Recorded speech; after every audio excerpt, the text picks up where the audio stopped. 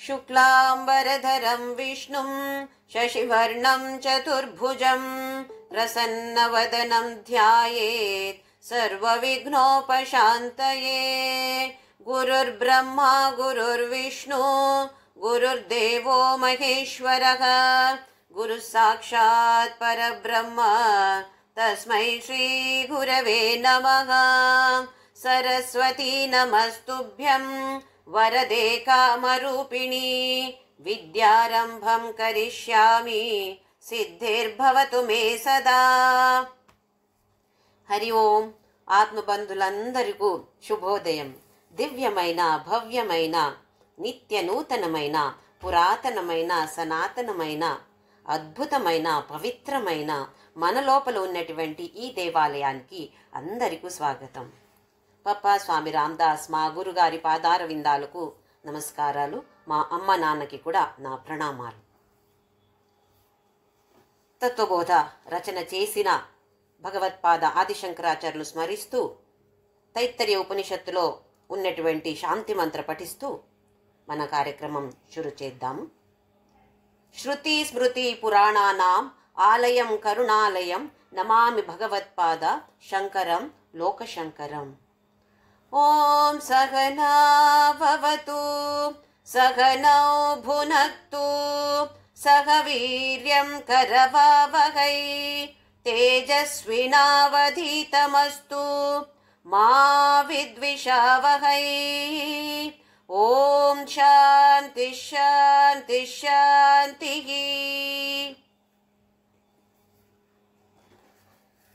మన శాస్త్రాల్లో ఉన్నటువంటి ఒక్క విధమైన గ్రంథం ప్రకరణ గ్రంథం. అంటే ఉపనిషత్తులో వేదాల్లో ఉపయోగించే పదాలు దాన్ని అర్థమేంటి అని వివరణ ఇచ్చేది ప్రకరణ గ్రంథం. అందులో ఒకటి ఆదిశంకరాచార్యులు రచించిన తత్వబోధ. మొదటికి సాధన చతుష్టయ సంపన్న అధికారిణాం మోక్ష సాధన భూతం తత్వ వివేక ప్రకారం వక్ష్యామః అన్నారు గురు. ఇది గురు శిష్యుల మధ్య నడిచిన సంభాషణ. ఒక దేవుడిని పొగడించే ఒక స్తుతి స్తోత్రం ఏమి కాదు, కానీ సంభాషణ. అందులో గురు ఏమంటున్నారు అంటే, ఎవరు దీనికి అర్హ ఈ తత్వబోధ అధ్యయనం చేయడానికి అర్హత కావాలి. ఏంటి ఆ అర్హత అంటే సాధన చతుష్టయ సంపన్న. ఎవరికి ఈ సాధన చతుష్టయం ఉందో, ఎవరు అధికారిలో, వాళ్ళు మోక్ష సాధన కోసం ఈ తత్వబోధాన్ని అధ్యయనం చేయొచ్చు అని అన్నారు. అప్పుడు శిష్యుడికి సంశయం వస్తుంది. సాధన చతుష్టయం అంటే ఏంటి అని ప్రశ్న అడుగుతున్నాడు. సాధన చతుష్టయం కిం? చతుష్టయం అంటే నాలుగు విచారాలు. ఆ 4 విచారాలు ఏంటి గురుగారు అని అడిగితే, నిత్యానిత్య వస్తు వివేక. మొదటిలో నిత్య అనిత్య వస్తు వివేక.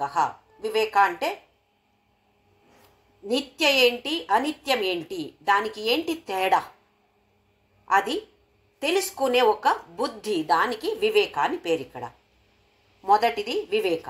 రెండోది ఇహాముత్రార్థ ఫలభోగే భోగ విరాగ, వైరాగ్యం. ఎందులో వైరాగ్యం? ఈ లోకంలో ఉన్నటువంటి అన్ని భోగాలు, అలాగే వేరే లోకాలు, ఎన్నో లోకాలు ఉన్నాయి అంటాయి మన శాస్త్రాలు. స్వర్గం ఒక ఉదాహరణకి, స్వర్గం. అందులో ఉన్నటువంటి భోగానికి కూడా ఆసక్తి లేకపోవడమే వైరాగ్యం.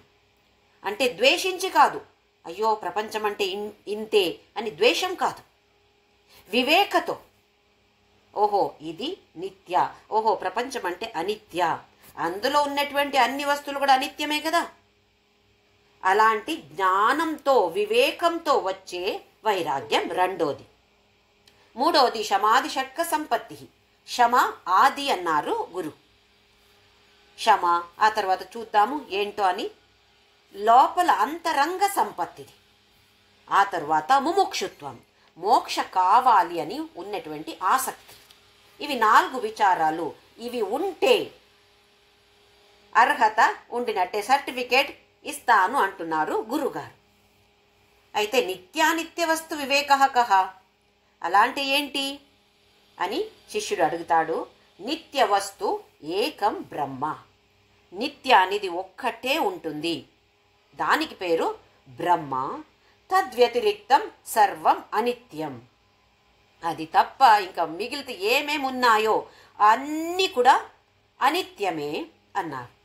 అయమేవ నిత్యానిత్య వస్తు వివేక, ఇంతే అని వివేక గురించి చెప్పారు.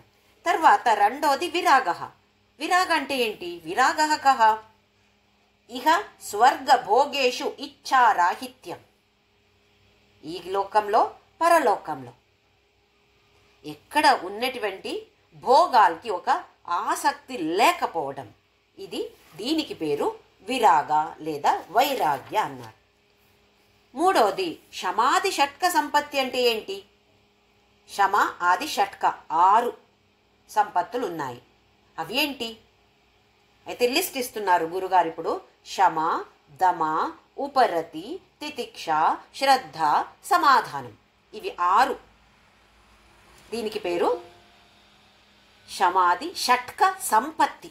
అంతరంగంలో ఉన్నటువంటి సంపత్తిది.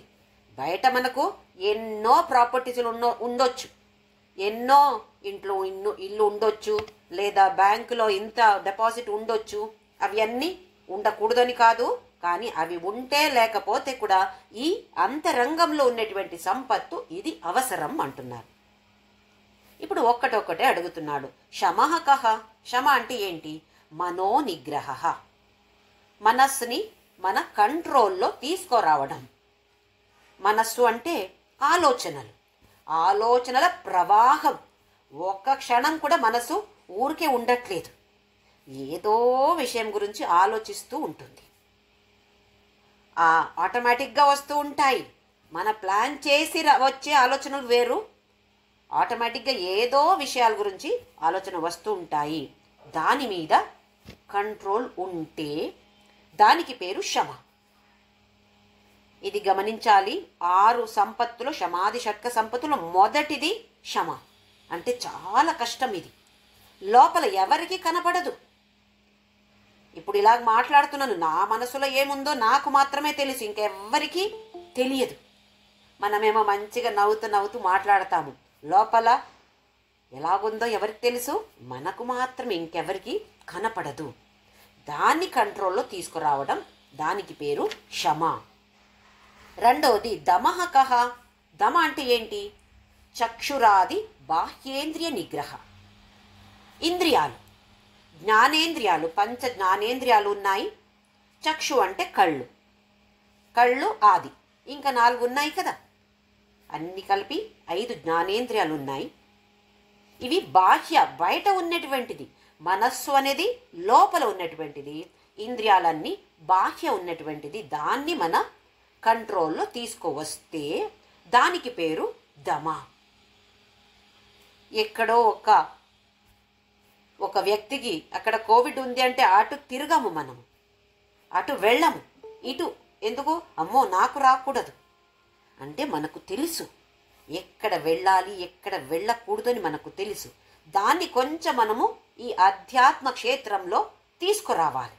ఆ బుద్ధి, అలాంటి బుద్ధిని ఇక్కడ కూడా తీసుకురావాలి, అంతే తేడా. ఉపరమః కహ. ఉపరమ అంటే ఏంటి? స్వధర్మ అనుష్ఠానం ఏవ. ప్రతి ఒక్కరికి ఒక్కొక్క ధర్మం ఉంటుంది. ఇప్పుడు హిందూ ధర్మ, క్రిస్టియన్ ధర్మ అలాంటి ధర్మ కాదు. ఇది కర్తవ్యాలు, నియమాలు, కర్తవ్యాలు. ఒక వయసుకి ఒక ధర్మం ఉంటుంది, ఒక పొజిషన్కి ఒక ధర్మం ఉంటుంది. టీచర్ అయితే ఒక ధర్మం ఉంటుంది, డాక్టర్ అయితే ఒక ధర్మ, లాయర్ అయితే ఒక ధర్మం ఉంటుంది. ఇంట్లో కూడా కూతురుగా ఒక ధర్మం, కోడలుగా ఇంకొక ధర్మం, పత్నిగా ఉంటే ఇంకొక ధర్మం, తల్లిగా వేరే ధర్మం కదా. ఇవన్నీ తెలుసుకోవాలి. నా ధర్మం ఏంటి తెలుసుకొని దాని అనుష్ఠానం చేయడం, ఆచరించడం, దానికి పేరు ఉపరమ లేదా ఉపరతి. తితిక్షాక, తితిక్ష అంటే ఏంటి? శీతోష్ణ సుఖ దుఃఖాది సహిష్ణుత్వం, సహనశీలత, సహిష్ణుత అంటాం. దాన్ని ఏది వస్తే కూడా సమానంగా స్వీకారం చేయడం, ఇది తితిక్ష. క్షమ, తితిక్ష ఇవన్నీ ఆల్మోస్ట్ సేమ్ అర్థం వస్తుంది. శ్రద్ధ కీదృషి, శ్రద్ధ అంటే ఏంటి? గురు వేదాంత వాక్యాదిషు విశ్వాస శ్రద్ధ. గురు మీద శ్రద్ధ ఉండాలి, గురు వాక్యం మీద శ్రద్ధ ఉండాలి, అలాగే వేదాంత వాక్యం మీద శ్రద్ధ ఉండాలి.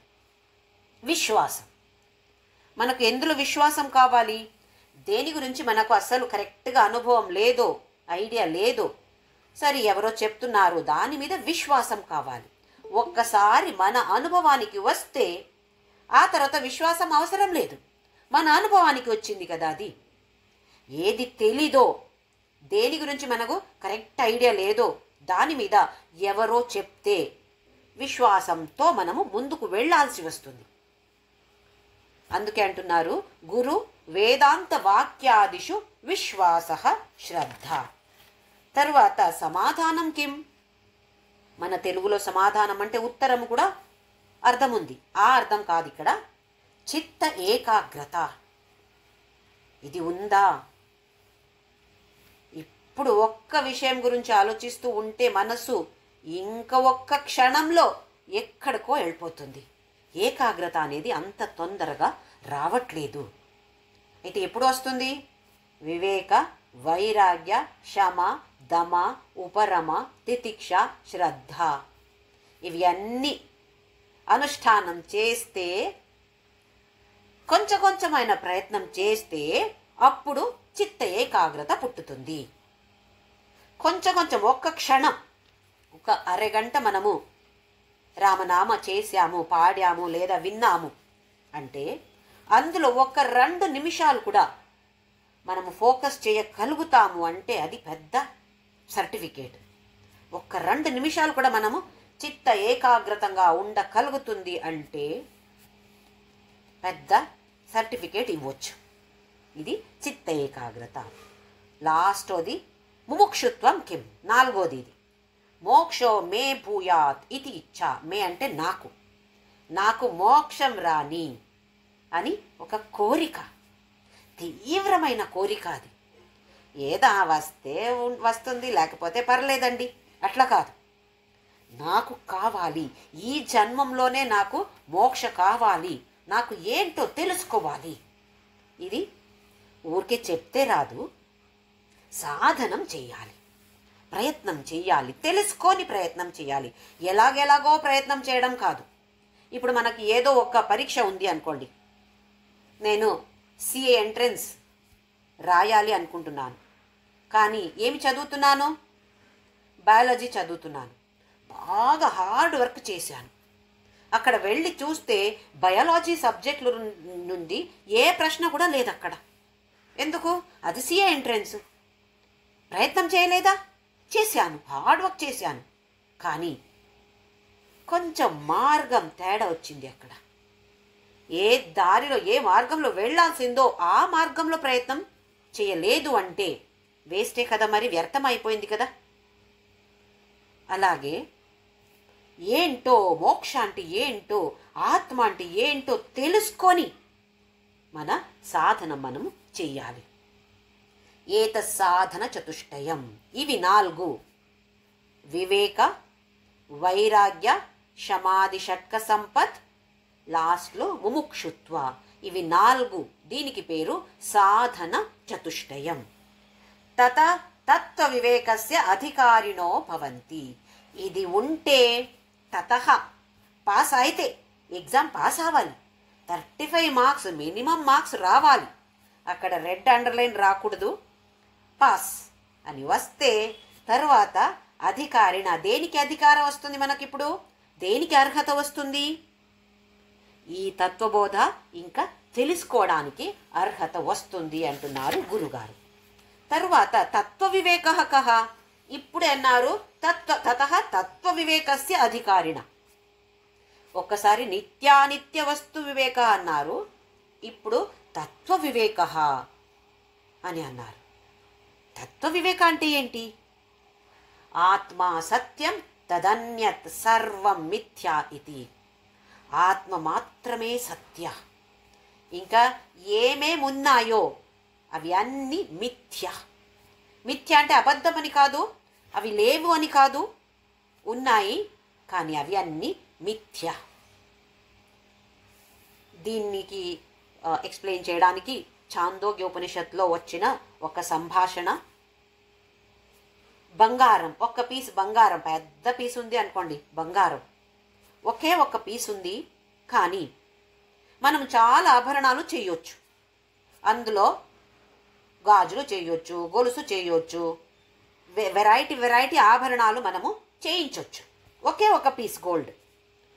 గోల్డ్ అనేది ఇక్కడ ఒక్కటే, ఆభరణాలు చాలా ఉన్నాయి, ఏక అనేక. ఈ గోల్డ్ అనేది కారణం, ఇది ఉంటే ఆభరణాలు చేయొచ్చు. ఇది లేకపోతే, ఈ బంగారం లేకపోతే ఆభరణం చెయ్యలేము. ఈ ఆభరణం అనే వస్తువులు, ఆభరణాలు చాలా ఉంటాయి, అవి అన్నీ దానికి పేరు కార్యం. కార్యం అంటే ఒక ఉత్పత్తి, ఒక ప్రోడక్ట్. కారణం, కార్యం. కారణం అనేది ఇక్కడ మనకు బంగారం పీస్ అనేది కారణం, కార్యం అనేది ఆభరణాలు. ఇప్పుడు ఈ కారణానికి పేరు ఆత్మ, కార్యానికి పేరు అనాత్మ. ఆత్మ, అనాత్మ. గోల్డ్ పీస్, బంగారం పీస్ ఒక్కటే ఉంది, దానికి పేరు కారణం లేదా ఆత్మ. ఆభరణాలు చాలా ఉన్నాయి, దానికి పేరు కార్యం. మనము కార్యం అంటే చేసే పనికి కూడా కార్యం అంటాం కదా, ఆ కార్యం కాదు. ఉపనిషత్తులో కార్యం అంటే ఈ ఉత్పత్తి, ఉత్పన్న అంటాము, ప్రోడక్ట్. ఇప్పుడు ఇంకా కొన్ని తేడాలు చూద్దాము. ఒకసారి చూసాము, ఆత్మ, అనాత్మ లేదా కారణ, కార్య. ఏమి తేడా? మొదటిది, కారణ అనేది ఏక, ఆభరణ లేదా కార్య అనేది అనేక, చాలా ఆభరణాలు చేయొచ్చు. రెండవది సారం, అసారం. సార ఒక ఎసెన్స్. ఈ ఆభరణాల్లో ఏముంది? బంగారమే ఉంది. ఆ బంగారం తీస్తే ఆభరణం ఏముంది? ఆభరణ లేదే లేదు అక్కడ. కానీ ఈ ఆభరణ అనే దీనికి ఒక పేరు, ఒక గొలుసు, గొలుసు అని పేరిచ్చాము. దానికి ఒక ఆకారం ఉంది, ఒక రూపం ఉంది, దానికి ఒక పని, ఒక ఫంక్షన్, పని కూడా ఉంది దానికి. ఏం పని? మెడల్లో వేసుకోవడం. చేతిలో వేసుకుంటామా గొలుసు? చెవులో వేసుకుంటామా? మెడల్లో వేసుకుంటాము కదా, అంటే దానికి ఒక పని ఉంది.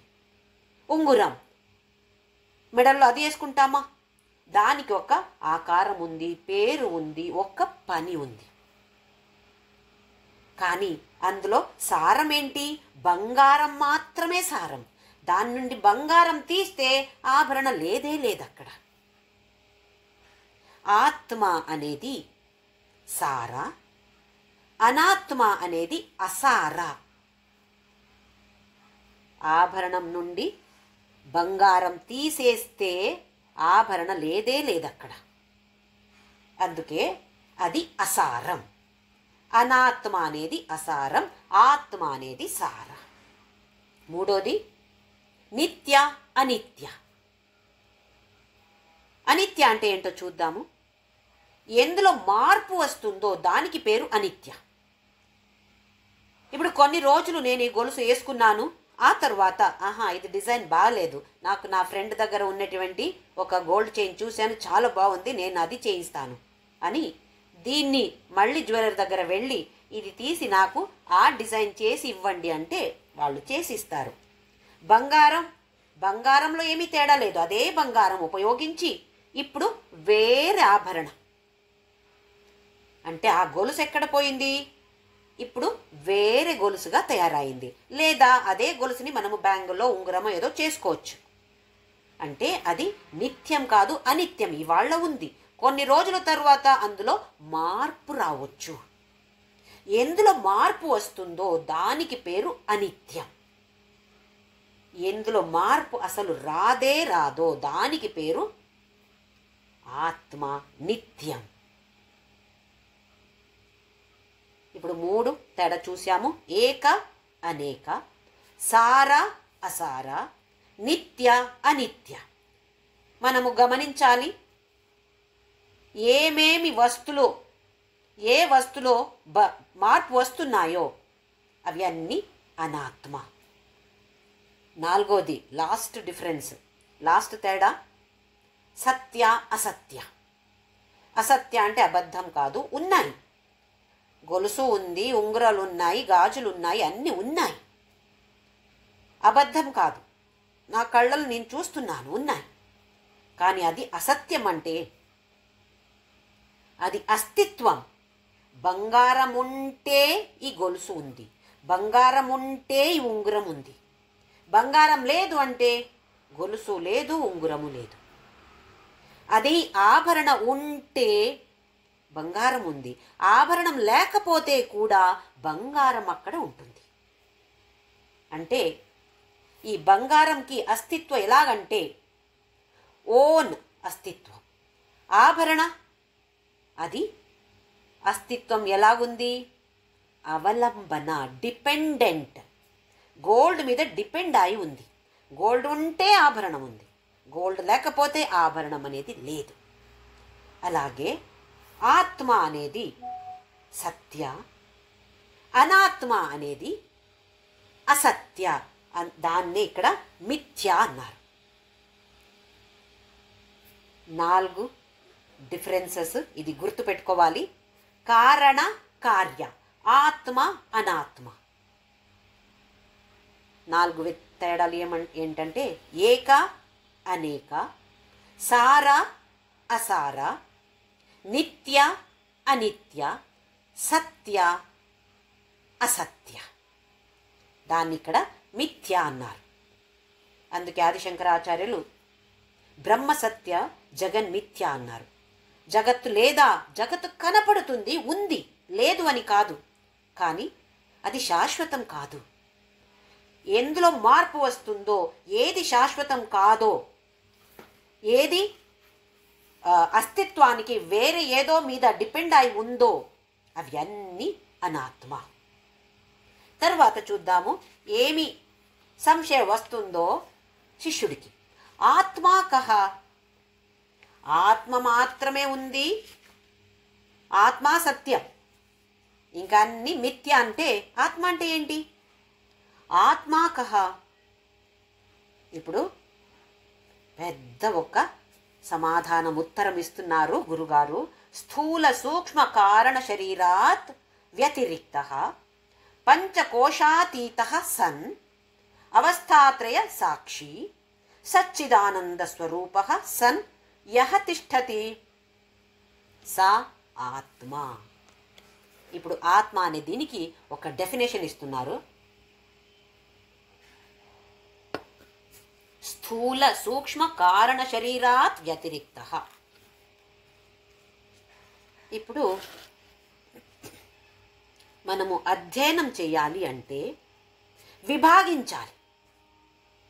ఆత్మ ఏంటో అని తెలుసుకోవాలి అంటే విభాగం చేసి తెలుసుకోవాలి. ఇప్పుడు మనము డాక్టర్స్ అంటాము. ఎవరో చెప్పారు ఈయన డాక్టర్ అని. సరే, డాక్టర్ దగ్గర వెళ్ళి నాకు కొంచెం ఇక్కడ హార్ట్లో ఏదో ప్రాబ్లం వచ్చినట్టు ఉంది డాక్టర్ అంటే ఆయన ఏమంటారు?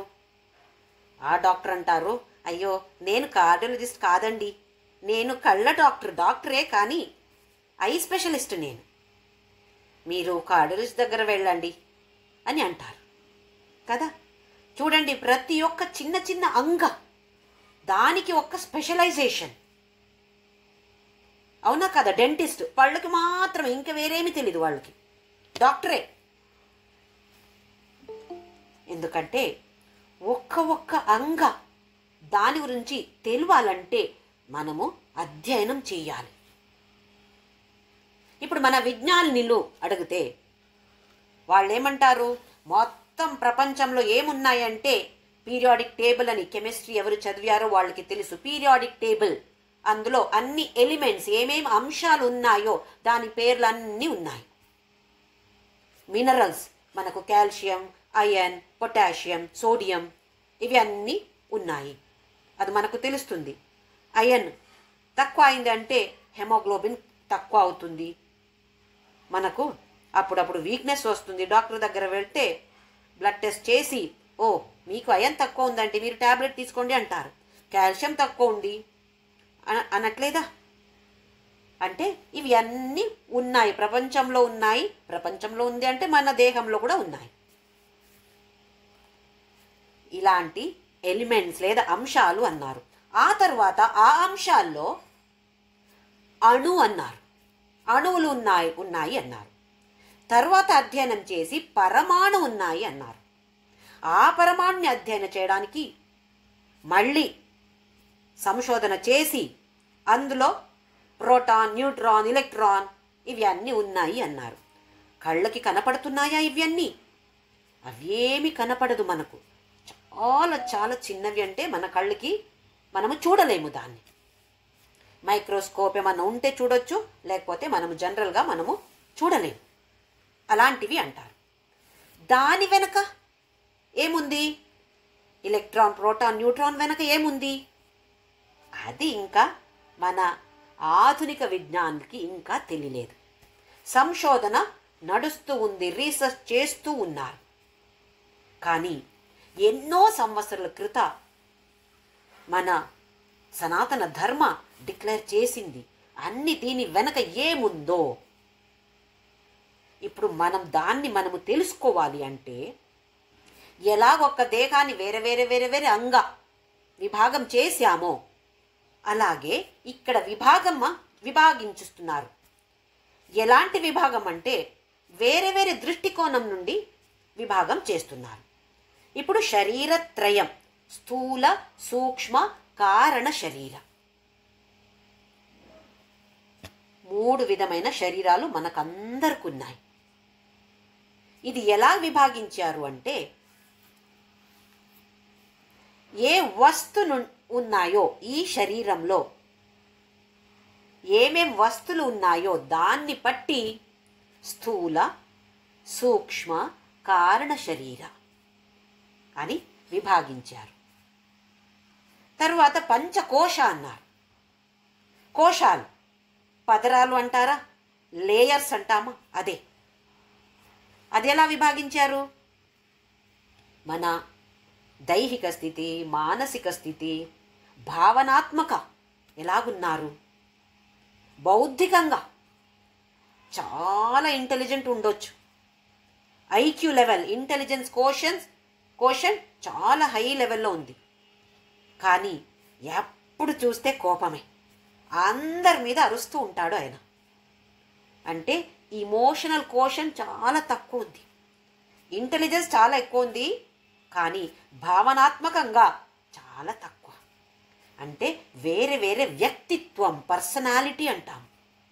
ఆ పర్సనాలిటీని బట్టి 5 విభాగాలు ఉన్నాయి. పంచకోశ,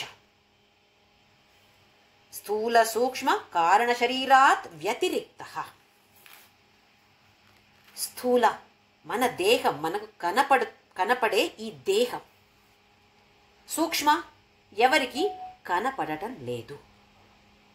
కారణ ఇంకా సూక్ష్మం, అంటే స్థూలంగా ఉండి తర్వాత కొంచెం కొంచెం మనము లోపల వెళ్తున్నాము. మన లక్ష్యం ఏంటి ఇప్పుడు అంటే, ఆత్మ ఏది, అనాత్మ ఏవి, అందులో తేడా ఉంది అంటే ఎలా మనకు ఎలా తెలుస్తుంది? ఏదో ఒక్క చోట ఆత్మ ఉంది, ఇంకొక చోట అనాత్మ ఉంది అంటే ఎంతో సులభంగా ఉండేది. ఒక్క షాపులో ఆత్మ దొరుకుతుంది, ఇంకొక షాపులో అనాత్మ దొరుకుతుంది అంటే మనం అందరూ వెళ్ళి కొనుక్కోవచ్చు. కానీ అలా లేదు. ఎక్కడ చూస్తే కూడా ఆత్మ మాత్రమే ఎక్కడ లేదు, అనాత్మ మాత్రమే ఎక్కడ లేదు. ఇవి మిక్స్చర్, ఆత్మ అనాత్మ మిక్స్డ్గా ఉంది. ఎక్కడ చూస్తే మిక్స్చరే అది. అందుకే కదా ఇంత కష్టం మనకు. ఆ మిక్స్చర్లో ఏది ఆత్మ ఏది అనాత్మ అని తెలుసుకోవాలంటే చాలా కష్టం ఉంది కదా. అందుకే ఇది ఎంత వర్ణన ఇస్తున్నారు. ఆత్మ అనాత్మ రెండు కూడా మిక్స్ అయి ఉంది.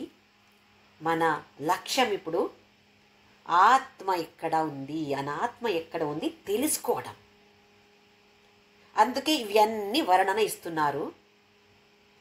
స్థూల సూక్ష్మ కారణ శరీరాత్ వ్యతిరిక్త. 3 శరీరాలు ఉన్నాయి మనకందరికీ కూడా. కానీ ఆత్మ అనేది వ్యతిరిక్త, ఇది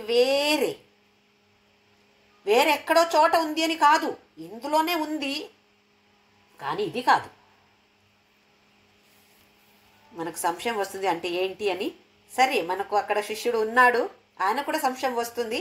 ఆయన అడిగినప్పుడు మళ్ళీ సమాధానం ఇస్తున్నారు గురుగారు. సరే, తర్వాత చూద్దాం అందులో ఏమి ప్రశ్న శిష్యుడు అడుగుతున్నాడో, ఏం సమాధానం గురుగారు ఇస్తున్నారో చూద్దాము తర్వాత. పంచకోశాతీత, పంచకోశాలు ఉన్నాయి ప్రతి ఒక్కరిలో. ఇవి అన్ని కోశాలు ఉన్నాయి. అన్నమయ కోశ, ప్రాణమయ కోశ, మనోమయ కోశ, విజ్ఞానమయ కోశ, ఆనందమయ కోశ అని 5 కోశాలున్నాయి. కానీ అతీత సన్, సన్ అంటే ఉండడం, అతీత అంటే అవి కాదు, పంచకోశాలు కాదు, దానికి అతీతంగా, దానికి ఇంకా పైన ఉంది. పైన అంటే ఇక్కడ పైన అని కాదు, అతీతంగా ఉంది. ఆ తరువాత అవస్థాత్రయ సాక్షి. అవస్థలు, మన ప్రజ్ఞ, దీనికి 3 అవస్థలు ఉన్నాయి. జాగ్రత్త, స్వప్న, సుషుప్తి. జాగ్రత్త అంటే ఇప్పుడు మనము మేల్కొని ఉండటం, మనకు తెలుస్తుంది, వ్యవహారం చేస్తున్నాము, బయట ప్రపంచంతో వ్యవహారం చేయడం అంటే మనము జాగ్రత్త స్థితి. స్వప్న, నిద్రపోతున్నాము కానీ కలలు వస్తున్నాయి, కలలు చూస్తున్నాము, బయట ప్రపంచంతో వ్యవహారం చేయట్లేదు, నిద్రలో ఉన్నాము. కానీ లోపల ఒక ప్రపంచం ఉంది. ప్రతి ఒక్కరికి లోపల వేరే ప్రపంచం ఉంటుంది.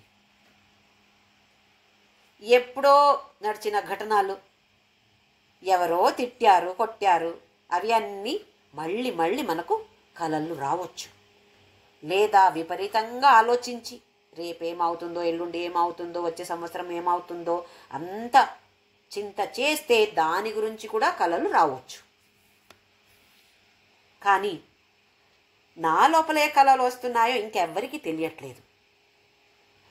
ఇప్పుడు బయట వ్యవహారం జాగ్రత్త అవస్థలో ఉండినప్పుడు నేను ఏం వ్యవహారం చేస్తున్నానో వేరే వాళ్ళు కూడా కనపడుతుంది. కానీ స్వప్నావస్థలో లోపల ఏం చేస్తున్నామో ఎవరికి కనపడదు. మన లోపల ఉన్నటువంటి మన ప్రపంచమే మనకు అక్కడ కనపడుతుంది. అక్కడ కాల దేశ కూడా తేడా ఉంది. బయట ఒక కాలం, ఇప్పుడు మనకు 1 గంట సత్సంగా 1 గంట. అదే స్వప్నాల్లో కలలో ఏమవుతుంది, స్కూల్ వెళ్తాము, పెళ్లి చేసుకుంటాము, పిల్లలు పుడతారు. ఒక 10 నిమిషం మాత్రమే నిద్రపోయాను, ఆ 10 నిమిషాల్లో స్కూల్ వెళ్ళాను, పెళ్ళి అయింది, పిల్లలు పుట్టారు. అవట్లేదా ఇట్లా? అంటే ఆ టైం స్కేల్ అది మారుతుంది. ఇది స్వప్నావస్థ. దీని గురించి మళ్ళీ తర్వాత మనకు చెప్తున్నారు, తర్వాత మళ్ళీ చూద్దాము. ఇంకా 3వది సుషుప్తి. ఎంత నిద్ర వచ్చింది అంటే ఏమీ తెలియలేదు నాకు. ఒక 10 నిమిషాలే చాలు, బాగా డీప్ స్లీప్ అంటాము కదా.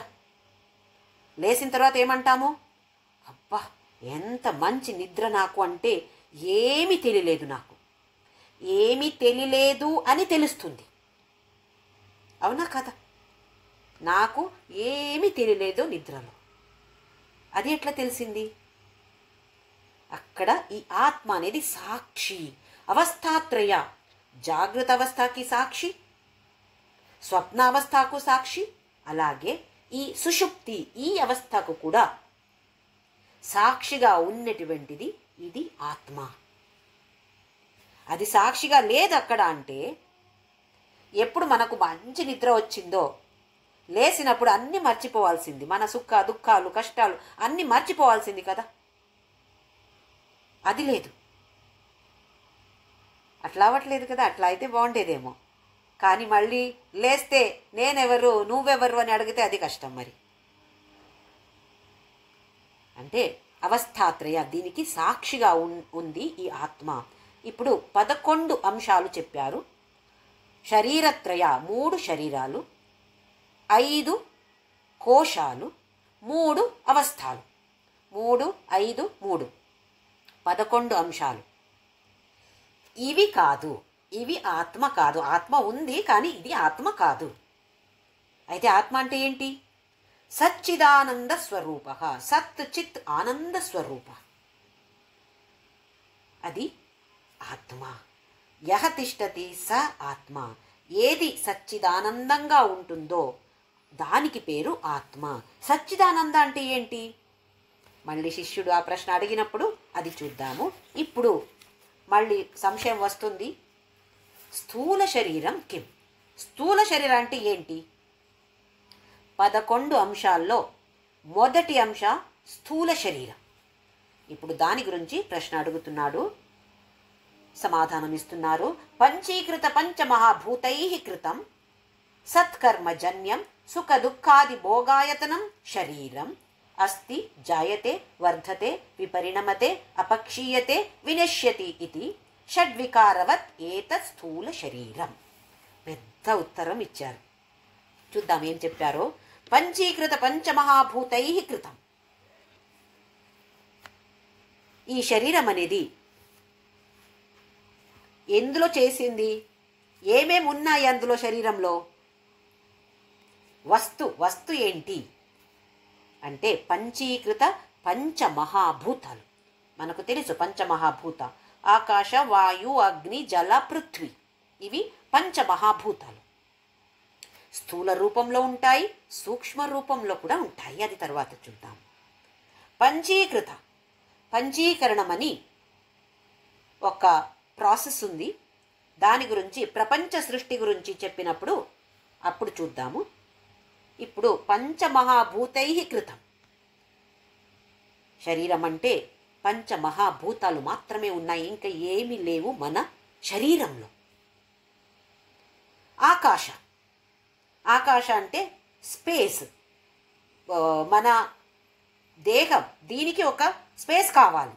లావుగా ఉంటే ఎక్కువ స్పేస్ కావాలి. పొట్ట లోపల అక్కడ కూడా ఆకాశం ఉంది. వాయు, గాలి, ఊపిరి తీసుకుంటామా?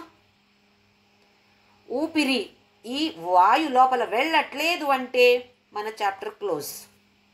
అవునా కదా? అయితే గాలి అనేది అవసరమే. అగ్ని, అగ్ని అవసరమా మనకు? మన దేహ ఒక్క తాపమానం టెంపరేచర్ని మెయింటైన్ చేయాలి.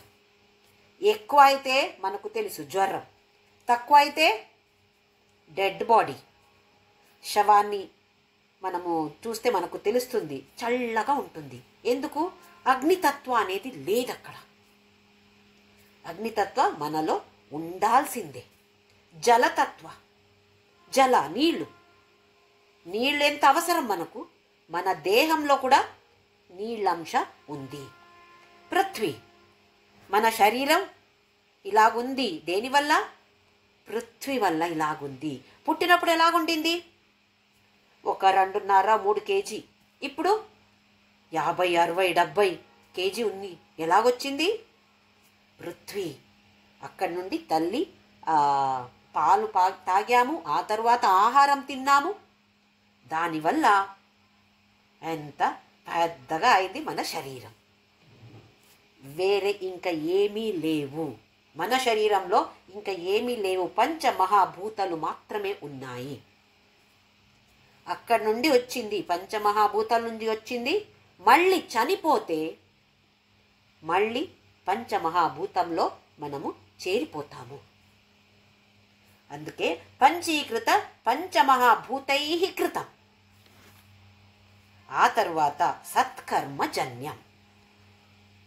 అన్ని వస్తువులో కూడా పంచమహాభూతాలు మాత్రమే ఉన్నాయి అంటే తేడా ఎందుకు? చెట్టులున్నాయి, ప్రాణులున్నాయి, మనుషులున్నారు. ఎంత తేడా ఎందుకు? మనిషిలో కూడా చూస్తే స్త్రీ పురుషులు, అందులో కూడా చూస్తే కొందరు లావుగా ఉన్నారు, కొందరు హైట్ చాలా ఎక్కువ ఉంది, కొందరు బాగా ఆరోగ్యంగా ఉన్నారు, ఇంకా కొందరికి పుట్టినప్పుడే రోగాలు. ఎందుకు ఈ తేడా అని ప్రశ్న అడిగితే ఇక్కడ సమాధానం ఇచ్చారు, సత్కర్మజన్యం. ఇక్కడ సత్కర్మ, నిజంగా చూస్తే కర్మజన్యం అని రావాల్సింది, కానీ సత్కర్మజన్యం అని అన్నారు. మంచి కర్మ చేశాము, అందుకే మనకు మనుష్య జన్మ దొరికింది. మనుష్య జన్మ అనేది చాలా దుర్లభం. ఇప్పుడు దీనికి ఏంటి విలువ ఏంటి, దీన్ని తెలుసుకొని దీన్ని సరిగా ఉపయోగించాలి. ఇది ఒక వాహనం అలాగే ఉంటే ఈ వాహన మెయింటెనెన్స్ ఉండాలి కదా. సత్కర్మజన్యం, ఏమేం పుణ్యకర్మాలు చేశామో, ఏమేం పాపకర్మాలు చేశామో దానికి ఫలమున్నాయి. అవి అన్ని మోసుకొని తిరుగుతున్నాం. పెద్ద బ్యాగ్ ఉంది. ఎప్పుడు మోసుకొని తిరుగుతున్నాము? ఇప్పుడు మాత్రమే కాదు, చనిపోయిన తరువాత కూడా అదే బ్యాగ్ మోసుకొని వెళ్తాము. అయితే ఆ బ్యాగులో మనం ఏం పెట్టాలి, దీని గురించి కొంచెం ఆలోచించాలి. మనం దేన్ని మోసుకొని తిరుగుతున్నాను? నేను చేసిన కర్మానికి ఏమేం ఫలాలున్నాయో దాన్ని వాసన అంటాము, సంస్కారం అంటాము, దాన్ని మోసుకొని తిరుగుతున్నాను. అయితే కొంచెం దీని గురించి తెలిసిన తరువాత అందులో ఏం పెట్టాలి? పుణ్యకర్మం చేస్తే పుణ్య స్టోర్ అవుతుంది, పాపకర్మం చేస్తే పాపాలు స్టోర్ అవుతున్నాయి. ఏదో పెద్ద పాపకర్మాలంటే దొంగతనమో చేయాలి, అది కాదు. నీళ్లు వేస్ట్ చేస్తే ఇది పాపం. కరెంట్ జనరేషన్ ఎంత కష్టమో తెలుసు, దాన్ని వేస్ట్ చేస్తే అది కూడా పాపమే. దానికి కూడా ఒక ఫలం ఉంది, దాన్ని కూడా ఇక్కడ స్టోర్ చేస్తున్నాం. చేసిన ప్రతి ఒక్క యాక్షన్కి, ప్రతి ఒక్క కర్మానికి ఫలం ఉంది. ఆ ఫలాన్ని మోసుకొని తిరుగుతాము. ఆ ఫల రాకూడదు అంటే ఏం చేయాలి? కర్మయోగ. ఇది తెలుసు మనకు, భగవద్గీత నేర్చుకున్నాము. సమర్పణ మనోభావనతో కర్మ చేయాలి. ఏ పని అయినా చేస్తూ ఒక్కసారి భగవంతుడా నీ కోసం చేస్తున్నాను, ఇది నీకు సమర్పణ చేస్తున్నాను, ఒక్క ఆలోచన చాలు. ఆ తరువాత చేసిన పని ఇలా కావాలి అని ప్లాన్ చేసి చేస్తాము, కానీ అలాగ అవుతుంది అని గ్యారెంటీ లేదు. ఎలాగ అవుతే కూడా మన అందులో మనసు పెట్టి మనం చెయ్యాలి. ఆ తరువాత ఆ రిజల్ట్ ఏముందో, ఆ ఫల ఏముందో ఏదైనా ఈశ్వర ప్రసాద బుద్ధితో స్వీకారం చేయడమే కర్మయోగం. ఇలా కర్మయోగ చేస్తే ఆ ఫల మనకు అంటుకోదు. ఎందుకు? భగవంతుడికి సమర్పణ చేశాం కదా, ఆ ఫలమంతా ఇప్పుడు భగవంతుడిది, మనది కాదు.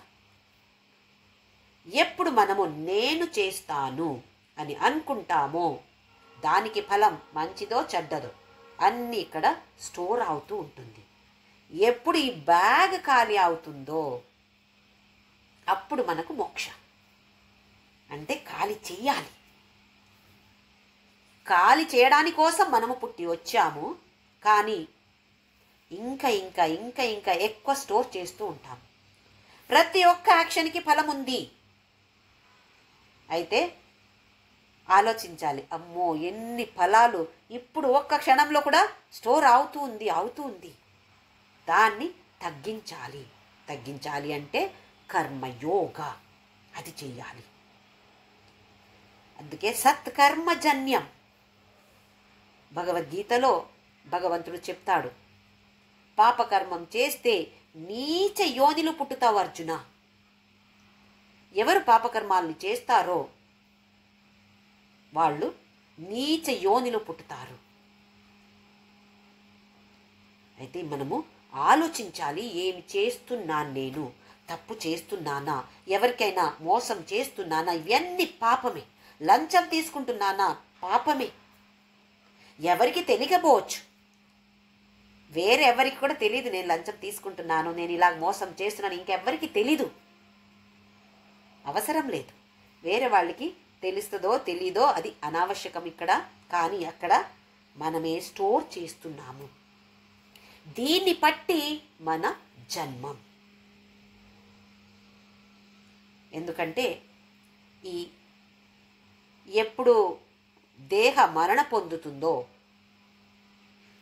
అప్పుడు ఈ స్థూల శరీరాన్ని వదిలి సూక్ష్మ శరీరం మాత్రం, ఒక ప్యాకెట్ అనుకోండి, ఒక చిన్న ప్యాకెట్, ఈ స్థూల శరీరాన్ని వదిలి సూక్ష్మ శరీరం మాత్రమే వెళుతూ ఉంటుంది, తిరుగుతూ ఉంటుంది. అందులో ఉన్నటువంటి బ్యాగ్ ఉంది కదా, ఆ బ్యాగులో ఏముందో దాన్ని పట్టి మనకు తల్లిదండ్రులు దొరుకుతారు. ఇంకొక యోనిలో మనము పుట్టుతాము. అక్కడ మళ్ళీ ఏం చేస్తాము, ఈ బ్యాగులో ఏం తీసుకువెళ్ళామో దాన్ని పట్టి మన యాక్షన్స్ ఉంటాయి. మళ్ళీ అక్కడ కర్మ ఫలాన్ని స్టోర్ చేస్తూ ఉంటాము. ఇంకొక దేహంలో వెళ్తాము, కొన్ని రోజులు అక్కడ ఉంటాము, తర్వాత మళ్ళీ అక్కడ నుండి వేరే. ఎలాగంటే ఒక అద్దెకి ఇల్లు తీసుకుంటాం మనం. ఇప్పుడు ట్రాన్స్ఫర్ అయింది అనుకోండి, వేరే ఊరికి ట్రాన్స్ఫర్ అయింది. ఫస్ట్ ఏం చేస్తాం మనము, అక్కడ వెళ్ళి ఉండడానికి ఒక వ్యవస్థ కావాలి. ఇల్లు చూసి, ఆఫీస్ కూడా ఒక వారం టైం ఇస్తుంది, వెళ్ళి ఇల్లంతా చూసుకొని రండి అని. అక్కడ వెళ్ళి చూసి, ఆహా ఇది బాగుంది అని సెలెక్ట్ చేసి తర్వాత అన్ని లగేజ్ అన్ని తీసుకువెళ్ళి షిఫ్ట్ అవుతాం అక్కడికి. కొన్ని రోజులు, కొన్నేళ్ళలో కొన్నాళ్ళు అక్కడ పని చేసి తర్వాత మళ్ళీ ట్రాన్స్ఫర్ అయితే ఏం చేస్తాము, అక్కడి నుండి మళ్ళీ అంత ప్యాక్ చేసి ఇంకో కొత్త ఊరికి వెళ్తాం. ఇదే నడిచేది మన పునరపి జననం, పునరపి మరణం, పునరపి జనని జఠరే శయనం. ఇదే పని మనం చేస్తున్నాము. ఈ స్థూల శరీర అనేది ఒక అద్దెకి తీసుకునే ఒక ఇల్లు. ఇందులో ఉంటున్నాము. పని ఆవంగానే ఒక్క క్షణం కూడా ఎక్కువ ఉండము. ఇక్కడి నుండి బయటికి వెళ్ళి ఇంకా వేరే దేహం, వేరే స్థూల శరీరం, అక్కడ కొన్ని రోజులు ఉండి తర్వాత మళ్ళీ అక్కడి నుండి ఇంకొక దేహం. ఇదే నడుస్తూ ఉంది. సత్కర్మజన్యం. వేరే వేరే వాళ్ళకి వేరే వేరే విధంగా ఉంటున్నాయి అనుభవాలు. కొందరు చాలా డబ్బు ఉన్నే ఫ్యామిలీలో పుట్టవచ్చు, కొందరు పేదవాళ్ల ఫ్యామిలీలో పుట్టవచ్చు. ఎందుకంటే కర్మజన్యం. ఏమేం కర్మాలు చేశారో దాన్ని బట్టి మన జన్మం అవుతుంది. సుఖ దుఃఖాది భోగాయతనం శరీరం. సుఖ దుఃఖ ఆది భోగ ఆయతన. ఆయతన అంటే ఒక ఇల్లు అనుకోండి, ఒక ప్లేస్. ఇవి అన్నీ అనుభవించాలా? అనుభవించడానికి మనకొక ప్లేస్ కావాలి. అదే ఈ శరీరం. సుఖ దుఃఖాది భోగ. భోగించాలి, అనుభవించాలి దాన్ని. ఎక్కడ అనుభవిస్తున్నాము? ఈ శరీరంలో. లోకంతో వ్యవహారం చెయ్యాలి అంటే ఈ దేహ అవసరమే. ఒట్టి ఆత్మ లోకంతో వ్యవహారం చేయడం కాదు. అందుకే ఈ దేహం అవసరమే. సుఖ దుఃఖ ఆది భోగ ఆయతనం శరీరం. ఆ తరువాత అస్థి. జాయతే వర్ధతే విపరిణమతే అపక్షీయతే వినశ్యతి ఇది షడ్వికార. వికార అంటే మార్పు. 6 విధమైన మార్పులు ఉంటాయి ఈ స్థూల శరీరానికి. ఏమేమివి? అస్థి. అస్థి అంటే ఉంటుంది. ఎక్కడ ఉంటుంది? అవ్యక్త రూపంలో ఉంటుంది. ఇంకా పుట్టలేదు అనుకోండి, అవ్యక్త రూపంలో ఉంటుంది. ఆ తరువాత జాయతే. జాయతే అంటే జన్మం, పుట్టుతుంది. అవ్యక్త రూపంలో ఉండి తరువాత తల్లి గర్భంలో ఈ యోనిలో వస్తుంది. అక్కడ కూడా మార్పు మనకు తెలుసు. ఇలాగెంత చిన్న గింజగా ఉంటుంది, ఆ తరువాత మార్పు వస్తుంది. 9 నెలలు అయిన తరువాత జాయతే, పుట్టుతుంది. ఇక్కడ మనుష్య దేహ గురించి చెప్తున్నాము, ఎందుకంటే మనుషులు మాత్రమే ఈ తత్వబోధ అధ్యయనం చేయగలుగుతారు, ప్రాణులు చేయలేరు కదా. అందుకే ఈ ఉదాహరణ. జాయతే, ఆ తరువాత పుట్టుతుంది. జన్మం. అస్థి అంటే అవ్యక్త రూపంలో ఉండటము, జాయతే అంటే జన్మం. వర్ధతే, వృద్ధి పొందుతుంది. పుట్టినప్పుడు ఇంత చిన్నగా ఉంటాం, ఆ తరువాత వృద్ధి, దేహ వృద్ధి అవుతుంది, మనస్సు, బుద్ధి ఇవి అన్నీ వృద్ధి అవుతూ ఉంటుంది. పెరుగుతాం. ఎన్ని సంవత్సరాలు పెరుగుతూ ఉంటామా? లేదు, ఒక్క 20, 22, 25 మ్యాక్సిమం. ఆ తర్వాత వృద్ధి పొందడం ఆగిపోతుంది. వర్ధతే అంటే వృద్ధి, పెరగడం. విపరిణమతే, ఆ తర్వాత ఒక 25 సంవత్సరాల నుండి 45, 50 సంవత్సరాల వరకు మార్పు వస్తూ ఉంటాయి. కానీ వృద్ధి లేదు, క్షయ కూడా లేదు, క్షీణం కూడా అవదు. వృద్ధి లేదు, క్షీణము లేదు, కానీ క్షయము లేదు, కానీ మార్పు. విపరిణమతే, మార్పు వస్తూ ఉంటుంది. ఆ తరువాత అపక్షీయతే. అపక్షీయతే అంటే క్షయ, క్షీణమైపోతుంది. అది తెలుస్తుంది మనకు. ఎవరికి 50 సంవత్సరాలు దాటిందో వాళ్ళకి అందరికీ తెలుస్తుంటుంది. అప్పుడు వరకు ఎక్కడ సత్సంగానికి వెళ్తే కింద హాయిగా కూర్చొని గంట గంట కూర్చునేది. ఇప్పుడు సత్సంగానికి వెళ్తే ఎక్కడ చేరున్నాయి అక్కడ కూర్చుంటాము. ఎందుకు? కింద కూర్చోలేను. కింద కూర్చోవడమే పెద్ద ప్రాజెక్ట్, ఇంకా లేవడం ఇంకా పెద్ద ప్రాజెక్ట్. లేవడం చాలా కష్టం. వాళ్ళు వీళ్ళు చేయి పట్టుకుంటే అమ్మ అమ్మ అని లేవగలుగుతాను. అప్పుడు తెలుస్తుంది, ఓహో నాకు కాళ్ళున్నాయి, చేతులున్నాయి అని. అవన్నీ ఒక్క అంగ కూడా చెప్తుంది, జ్యోతి నేనున్నాను. ఇంతవరకు తెలీదు, కానీ ఇప్పుడు అన్నీ తెలుస్తుంది. ఎందుకు? అపక్షీయతే. ప్రతి ఒక్క అంగం కూడా క్షయమవుతూ ఉంటుంది. సహజం ఇది. అంటే ఎవరికైనా కింద కూర్చోలేరు అంటే అయ్యో నాకు కష్టం, ఎంత కష్టం అని చింత చేసే అవసరం లేదు. ఆ తరువాత వినశ్యతి, నాశమైపోతుంది. ఈ దేహం అనేది కొన్ని సంవత్సరాలు మాత్రమే ఉంటుంది. స్థూల శరీరం అనేది కొన్ని సంవత్సరాలు మాత్రమే ఉంటుంది. ఆ తర్వాత చనిపోతే, ఇప్పుడు చూస్తాం కదా, ఎవరైనా చనిపోతే ఎంత తొందరగా శవాన్ని తీసుకువెళ్ళాలో. అయ్యో నాకు ఈవిడే అంటే చాలా ఇష్టం అండి, ఈ శవ నేనే పెట్టుకుంటానని పెట్టుకుంటామా? ఎంత భయమో తర్వాత శవ చూస్తే కదా. ఎంత తొందరగా వెళ్ళిపోతే అంత మంచిది అనుకుంటాము. ఎంత ప్రేమిస్తే కూడా అలాంటి వ్యక్తి కూడా చనిపోతే ఇంకా శవ మనకు వద్దు.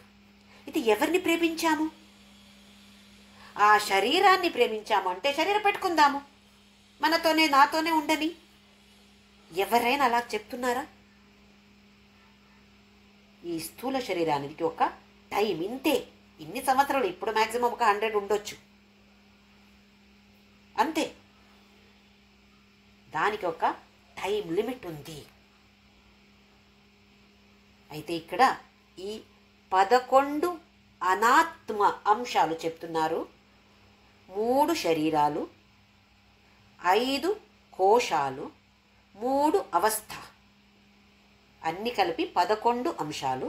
అందులో మొదటి అంశ స్థూల శరీర, మనకు కనపడే దేహం. ఈ దేహం అనేది పంచభూతాలు కృతం అంటే చేసిన అటువంటిది. సత్కర్మజన్యం, మనుష్య దేహం అనేది మనము చాలా డబ్బు ఇచ్చాము, ఆ తర్వాత మనకిది వచ్చింది. ఇప్పుడు దీన్ని విలువ తెలుసుకొని ఏం చెయ్యాలి, నేను ఇంకా ముందుకు వెళ్ళాలి, అధ్యాత్మ పథంలో నేను ముందుకు వెళ్ళాలి అంటే ఏమి చెయ్యాలి? నామస్మరణ చేయాలి, భజన పాడాలి, భగవద్గీత చదవాలి, పురాణం చదవాలి, అవి అన్నీ ఉన్నాయి. దానితో ఇలాంటి జ్ఞానం మనకు అవసరం. లేదంటే నేను అంటే ఈ దేహం, ఇది మనకు ఇప్పుడు వరకు మనకు ఒక అనుభవం. నేను అంటే ఈ దేహం. ఎందుకు? నాకు జ్వరం, నాకు బాగలేదు. ఎవరికి ఎవరికి జ్వరం? నాకు. దేహానికి జ్వరం, నేను దేహ కాదు కదా. మనము ఎవరైనా ఇప్పుడు పరిచయం చెప్పండి అంటే నేను, నా పేరు, ఆ తర్వాత వీళ్ళు ఈ ఫ్యామిలీలో పుట్టాను, ఈ ఫ్యామిలీలో పెళ్లి చేసుకున్నాను, ఇన్ని మంది పిల్లలు ఉన్నారు, ఇన్ని మంది వాళ్ళు ఉన్నారు, వీళ్ళున్నారు చెప్తాము. తర్వాత నేను ఇంజనీరు, డాక్టరు, లాయర్ ఇవి చెప్పుకుంటాము. నేను ఆ కంపెనీలో పని చేస్తాను, ఇంత డబ్బు సంపాదిస్తున్నాను, ఇవి అన్నీ చెప్పుకుంటాము. ఇది నేనా? ఇది దేహం. అందుకే ఇక్కడ మనము మళ్ళీ మళ్ళీ గమనించాలి, నేను అంటే ఎవరు? అంత తొందరగా మనకు ఉత్తరం దొరకదు, కానీ ఆలోచన చేయాలి. ఒక ప్రశ్న చేయడం అంటే నేనంటే ఎవరు, నేనంటే ఎవరు, నేను హూ am I ప్రశ్న చేయడం ఒక నామజప చేసినట్టు కాదు. ఆలోచన, చింతన చేయాలి. దేని గురించి చెప్తున్నారు ఇక్కడ? సత్కర్మజన్యం అంటే ఇంకా వచ్చే జన్మం నాకు మంచి జన్మం అవ్వాలి అంటే నేను ఇప్పుడు ఏమి చెయ్యాలి? ఇప్పుడు వచ్చిన జన్మం, కృత జన్మంలో ఏం చేశామో దాని ఫలం అంటే వచ్చే జన్మం ఇప్పుడు చేసే ఏమేం కర్మం చేస్తామో దాని ఫలమే కదా. అయితే ఇది నా చేతిలో ఉంది. ఇప్పుడు నేను మంచిగా ఉండాలి, మంచి పని చెయ్యాలి, ఎవరికి మోసం చేయకూడదు, ఇలాంటి భావన మనము తీసుకురావాలి. ఫస్ట్ మనము ఫోర్స్ఫుల్గా తీసుకురావాలి, ఆ తర్వాత అవి ఆటోమేటిక్గా వస్తాయి అంటుంది మన శాస్త్రాలు. సుఖ దుఃఖ భోగాది ఆయతనం, అవి అన్ని అనుభవించాలి. కర్మ ఫలాన్ని అనుభవించాలి అంటే శరీరం అవసరమే. అందుకే ఆయతనం శరీరం. తర్వాత షడ్ వికార, 6 విధమైన మార్పు, అవ్యక్త రూపంలో ఉండటం, తర్వాత జన్మం, వృద్ధి పొందడం, మార్పులు, తర్వాత క్షయ లేదా క్షీణమైపోవడం, లాస్ట్లో నాశమైపోవడం. షడ్వికారవత్ ఏతత్ స్థూల శరీరం. మనం చెప్తాము నేను చేశాను, నేను చేశాను. అయితే మళ్ళీ గమనించాలి, ఎవరు నేను చేశాను అంటే ఎవరు చేశారు? ఎవరైనా చేయించారా? అంత సులభంగా మనకు అర్థం అవ్వదు. కానీ ఈ తరువాత సూక్ష్మ శరీర, కారణ శరీర వర్ణన ఉంటుంది. అవి అయిన తర్వాత ఇవి 3 కూడా కంపేర్ చేసి ఒక సెషన్ తీసుకుంటాను. అప్పుడు మనకు ఇంకా బాగా అర్థమవుతుంది. భగవద్గీతలో పురుషోత్తమ యోగ 15వ అధ్యాయంలో భగవంతుడు చెప్తాడు, మనము ఈ స్థూల శరీరాన్ని వదిలి సూక్ష్మ శరీరంతో బయట వెళ్తాము. ట్రాన్స్ఫర్ అయి వెళ్తే ఎలా ఒక్క ప్లేస్ నుండి ఇంకొక ప్లేస్కి వెళ్తామో అలాగే ఇంకొక శరీరంకి ఎంటర్ అవుతాం, ప్రవేశిస్తాము. ఇప్పుడు ట్రాన్స్ఫర్ అయితే ఎలా చేస్తాము? ప్యాకింగ్ చేయాలి. అప్పుడు కిచెన్ ఐటమ్స్ ఒక బాక్స్లో వేసి పైన రాస్తాం kitchen items, bedroom items, bathroom items. ఎందుకు? అక్కడ వెళ్ళి తర్వాత కొంచెం మనకు సులభం అయిపోతుంది. అన్ప్యాక్ చేయాలి కదా, అక్కడ వెళ్ళి ఇంకొక ఇంటికి వెళ్ళి అక్కడ అన్ప్యాక్ చేసి పని మొదలు పెట్టాలి, అక్కడ వ్యవహారం స్టార్ట్ చేయాలి. ఒకేసారి చేయగలుగుతామా? ఒక్కొక్క రోజు ఒక్కొక్క బాక్స్ ఓపెన్ చేస్తాము. అలాగే ఈ వాసనాలు ఇవి అన్నీ తీసుకువెళ్తున్నాము. అక్కడ వెళ్ళి సూక్ష్మ రూపంలో కళ్ళు, సూక్ష్మ రూపంలో చెవులు, ఇవి అన్నీ తీసుకువెళ్తాము. ఈ అంగ కాదు, సూక్ష్మ రూపమైన పంచభూతాల్ని తీసుకొని వెళ్తాము. అందుకే పుట్టిన శిశువుకి కళ్ళు ఎంత ఒక 24 గంటల్లో 1 గంట 2 గంట మాత్రమే కొంచెం అటు ఇటు చూస్తారు, కళ్ళు మూసుకొనే ఉంటారు. తల్లి ఎవరు తండ్రి ఎవరు ఏమీ తెలీదు, ఎవరు కూడా కనపడరు సరిగా అంటారు, అన్ని రంగులు కూడా కనపడదు అంటారు. ఎందుకు? ఇంకా అంతా కావలేదు, కొంచెం కొంచెమే తీసి ఆ తరువాత వ్యవహారం మొదలు పెడుతుంది ఒక చిన్న పుట్టిన బేబీ. ఇదే మనము చేసేది ఇక్కడ కూడా. సూక్ష్మ శరీరంతో వెళ్ళి ఇంకా ఒక స్థూల శరీరంకు వెళ్ళి అక్కడ మళ్ళీ వ్యవహారం మొదలు పెడతాము. ఆ తరువాత ఇవి అన్ని 6 వికారాలు లాస్ట్లో నాశ్యతి, నాశమైపోతాము. మళ్ళీ ఇంకొక సూక్ష్మ శరీరం నాశం అవ్వట్లేదు, స్థూల శరీరం మాత్రమే నాశమవుతుంది. ఇది మనము గమనించాలి. 6 వికారాలు ఉన్నాయి, అందులో లాస్ట్ది వినశ్యతి, నాశం అయిపోయేది. ఇవి అన్నీ మనము కొంచెం కొంచెం మనన చేస్తూ చేస్తూ ముందుకు వెళ్ళాలి. దానితో మనకు నామస్మరణ 100% అవసరమే. అది మనని ముందుకు జరగండి, ముందుకు వెళ్ళండి, ముందుకు వెళ్ళండి అని చెప్తూ ఉంటుంది. అది లేకపోతే అక్కడికి ఆగిపోతాము, లేదా రివర్స్ గేర్తో మనము వెనక కూడా వెళ్ళొచ్చు. అలాగ అవ్వకూడదు. అందుకే అందరూ కూడా నామస్మరణ చేస్తూ చేస్తూ తత్వబోధ అధ్యయన చేద్దాం. ఓం శ్రీరామ్ జయ రామ్ జయ జయ రామ్, ఓం శ్రీరామ్ జయ రామ్ జయ జయ రామ్, ఓం శ్రీరామ్ జయ రామ్ జయ జయ రామ్, ఓం శ్రీరామ్ జయ రామ్ జయ జయ రామ్, ఓం శ్రీరామ్ జయ రామ్ జయ జయ రామ్, ఓం శ్రీరామ్ జయ రామ్ జయ జయ రామ్, ఓం శ్రీరామ్ జయ రామ్ జయ జయ రామ్, ఓం శ్రీరామ్ జయ రామ్ జయ జయ రామ్, ఓం శ్రీరామ్ జయ రామ్ జయ జయ రామ్, ఓం శ్రీరామ్ జయ రామ్ జయ జయ రామ్, ఓం శ్రీరామ్ జయ రామ్ జయ జయ రామ్, ఓం శ్రీరామ్ జయ రామ్ జయ జయ రామ్. ఓం असतो मा सद्गमय तमसो मा ज्योतिर्गमय मृत्योर्मा अमृतं गमय. ओम शांति शांति शांति. लोका समस्ता सुखिनो भवन्तु, लोका समस्ता सुखिनो भवन्तु, लोका समस्ता सुखिनो भवन्तु.